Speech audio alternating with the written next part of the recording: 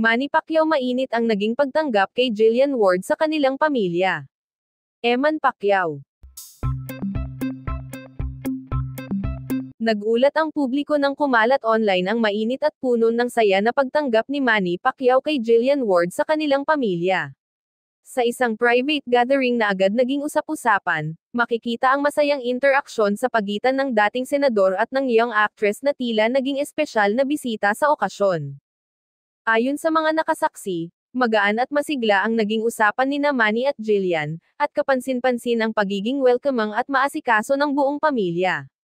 Hindi rin nakaligtaan ni Manny na ipakilala si Jillian sa ilan pang miyembro ng kanilang household, na tinawag ng iba bilang warm family introduction. Kasama rin sa naturang pagtitipon si Eman Pacquiao, na agad ding nagpakita ng suporta at respeto sa bisita.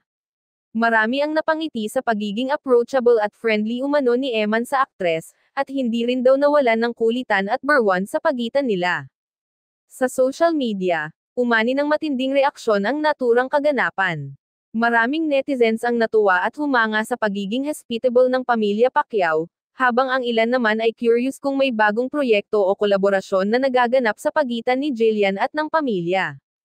Bagamat walang opisyal na pahayag mula sa kampo ni Manny o Jillian, nananatiling positibo ang tono ng mga balita tungkol sa kanilang pagkikita.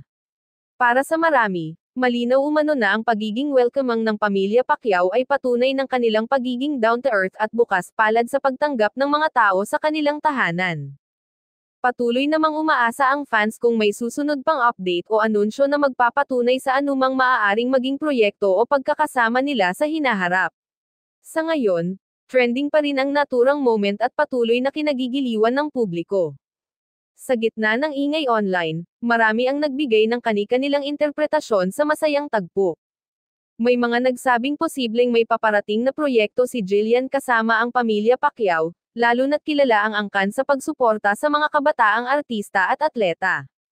Ang iba naman ay nagbiro na tila, adopted na anak, na raw ang aktres dahil sa init ng pagtanggap sa kanya. Sa kabila ng mga haka-haka, nanatiling positibo at magaan ang komento ng karamihan, na nagpapakitang marami ang natuwa sa kanilang pagkikita. Samantala, patuloy pa ring naglalaro ang mga video at larawan ng pagtitipon sa iba't ibang social media platforms. Ayon sa mga malalapit sa pamilya, natural lamang daw ang pagiging maasikaso ni Manny sa mga bisita, at walang espesyal na dahilan ang viral moment kundi ang simpleng pagbibigay ng respeto at pag-welcome sa mga taong nakakasama nila. Gayunpaman, hindi pa rin mapigilan ng publiko ang pagiging curious kung mauuwi ba ito sa isang mas malaking announcement sa mga susunod na araw.